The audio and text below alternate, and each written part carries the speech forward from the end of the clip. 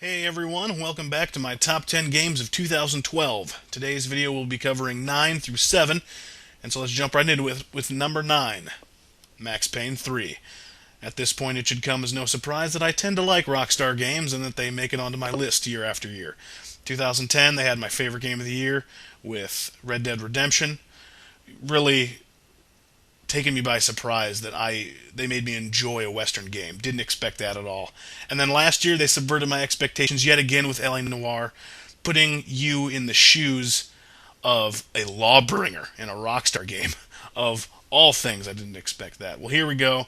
Sort of a mixture of those two things: Outlaw and Copper. Max Payne, the best of both worlds, or something like that. Max Payne is a grizzled ex-cop who had a really tough time on the force, and he's addicted to painkillers, and he likes putting bullets in people. Yeah.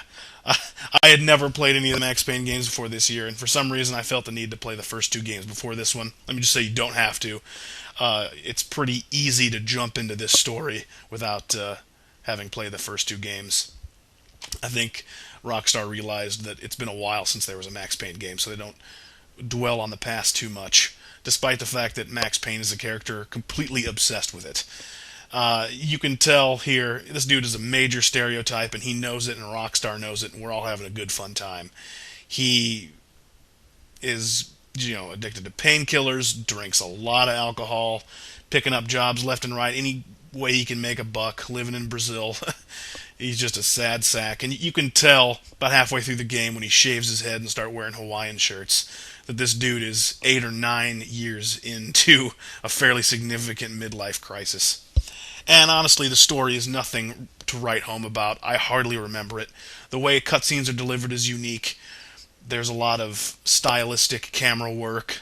A lot of the dialogue will pop up in stylized font on the screen, and that's pretty neat. In terms of plot, the way that this game is going to draw you in is with the places it takes you.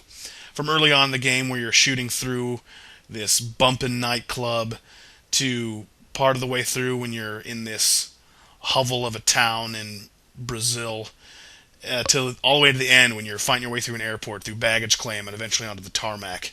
It feels like this. It's basically a story of a fallen hero, and the details are unimportant. In terms of gameplay, it's more of what the franchise has delivered in the past. It's a third-person shooter with bullet time involved. So basically, at any point, as long as you have enough bullet time juice, you can slow time down and pump rounds into dudes before they can shoot you, get a good shot off. You can also do shoot dodges where you lurch to one side or into cover, and you have your guns out and you can pump guys in the face and their gut. It's cool. It's a pretty cool game, and it's a game mechanic that at its core knows it can't be taken seriously, and so the game gives you way too much ammo. You can just blow through guys without even really trying, and the difficulty basically just affects how much damage you take and how much damage the enemies take. But I think you'll find yourself just having a breeze through this game and kind of just enjoying the mass murder that the game asks you to commit.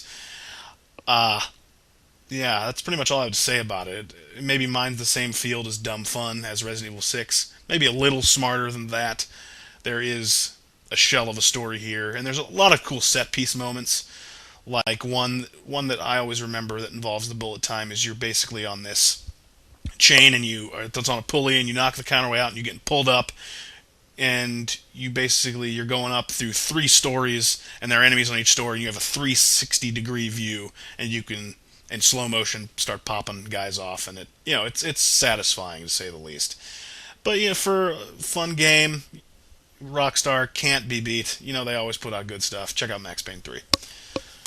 Alright, coming in at number 8, did not expect to like this game as much as I did, and that is Halo 4. If you had asked me back in 2011 when they showed this game at E3 what I thought of this game, I would have been like, I don't really care.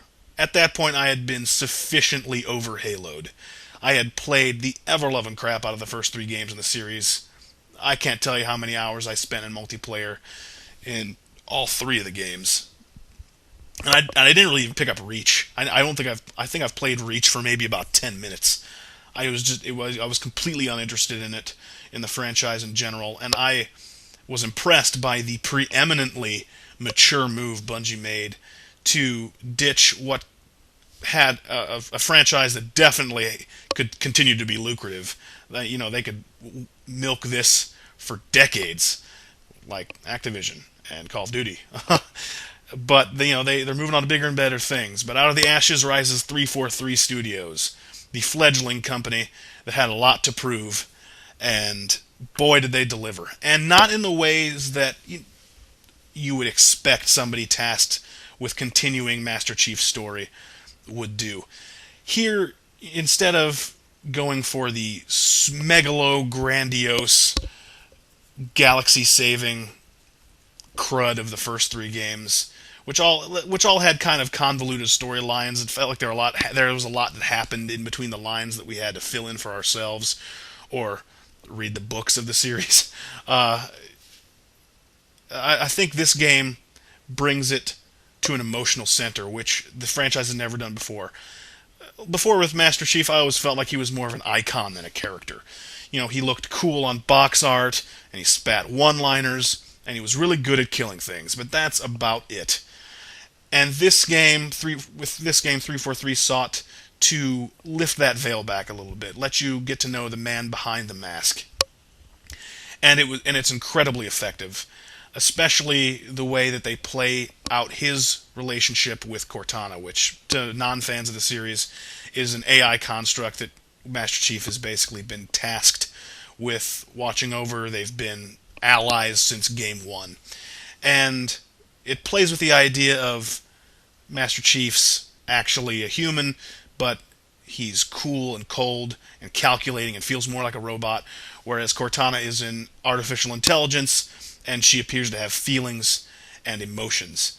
And it plays with that dichotomy a lot, not necessarily in a subtle way, but it does, and the fact that that they endeavor to think about sort of these deep science fiction concepts means that they're headed in the right track with the way they're thinking about this game, plot-wise. Gameplay-wise, it's a whole heck of a lot of fun. It's more of the same.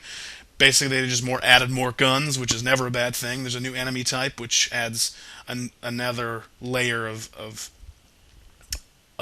strategy. But basically, what I'm most impressed with is 343 could have shaken a mediocre Halo reboot off of the tree and still made millions, because this dude's on the cover and this word's on the cover. They could have sold a crazy amount of copies and not even tried, but they put out a gorgeous game. But in so many ways, graphically, this is one of the most beautiful games of the year. It's incredibly detailed. The musical score is perfect, and it thankfully doesn't overuse the admittedly now pretty tired Halo theme that we've gotten to expect from the Bungie entries. And in maybe its most gorgeous way, it provides an emotional story, and it brings emotional attachment to a character that I haven't felt an emotional attachment to ever, which was maybe the biggest downfall for the series beforehand. And I'll still hold those three games in incredibly high regard, but I think I really want to thank and take my hat off to 343 for putting this game out. They did an excellent job. So, Halo 4. Yeah. And now, oh boy, I could talk for hours about this next game, and simultaneously I don't even know where to start. Anyway, number 7 is Spec Ops The Line. I did not see this game coming, and who would have? Look at the box art. It's just a soldier holding that gun up in that stereotypically cool video game box art pose, and there's a notable lack of the words Call of Duty or Battlefield on the cover. And you would pass this up thinking it's just another generic Call of Duty knockoff, and it totally could have been. And for the first hour or so, it feels like it. Or like a weird Call of Duty Gears of War mix-up, where it's third-person cover-based shooting, but the enemies pop up in really generic, obvious, video gamey spawn points, and the AI is pretty dumb, and the characters aren't that great, And about an hour after about an hour of gaming, you're beginning to suspect you wasted some money on it. But boy, does the game turn on you, and it turns on you in a very exciting way. I would never check this game out if it weren't for two very important people. Just want to point at them real quick and thank them. First of all, Yahtzee Croshaw with his Zero Punctuation series. I probably talked about it before. Dude does like 50 reviews a year. 48 of them are negative, and he gives this his game of the year, and that got my attention. And then Durden 7 put out a very wisely commentary-less walkthrough of this game on his channel. And then I was like, okay, I got to check this out. And about an hour in, after you're basically fighting wave after wave of stereotypical infidel characters in Dubai, and the game's not that musically compelling or visually great. All of a sudden all of a sudden the game plot turns, and instead of fighting non-Americans, you're fighting American soldiers. Basically, a unit that has gone rogue.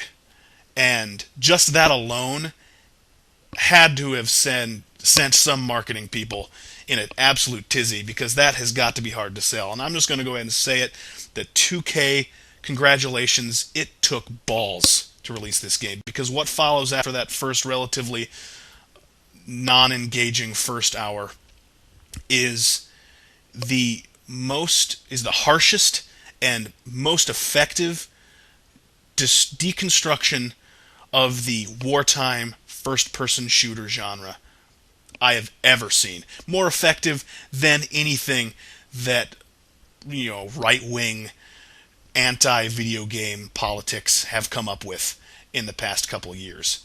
Mostly because it is a shooter, and it knows its audience, and it's speaking directly to you, and it uses a mixture of post-traumatic stress disorder and the unreliable protagonist, mixes those along with some fourth wall breaking and some really hardcore anti-war stuff reminiscent of the Heart of Darkness and Apocalypse Now, which this game is based off of, pretty obviously. So it uses that to speak directly to you and ask the question, what motivates people to buy games like these? Why are games like these so incredibly stereotypically popular?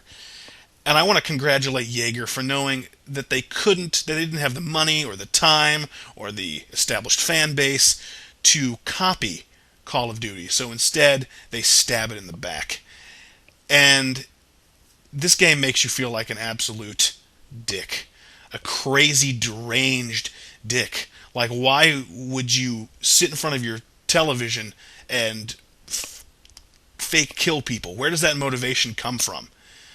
And there are incredibly subtle ways the game does this. The way that the game plays, and one of the most unsubtle ways, which I want to talk about here really quickly, is during the loading screens, there's text at the bottom that will tell you, oh, use the X button to pop out of cover and blah, blah, blah, shoot, or it'll update you on the storyline. But some of them say, like, this is your fault. Sometimes the text will say that. Sometimes it'll say, the U.S. military does not condone the killing of unarmed combatants, but this isn't real, so why should you care? Or can you even remember why you came here?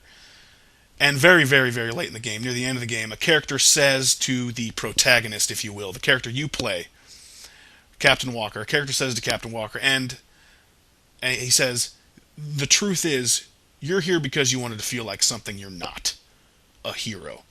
And he's not speaking that to Captain Walker. He's speaking that to you. And that line right there, more than anything else in the game, punched me in the balls. I mean, it just absolutely made me feel like you play these games to escape your mundane existence, and you expect them to reward you for your faked acts of valor. And this game pulls the rug out from underneath you and says, no, you're not a hero. You are the pathetic, sociophobic person that you put this game in your console to escape. And, boy, let me just say that it is the bravest, by a comfortable margin, the bravest, most the harshest and the most important wartime shooter game possibly I've ever played.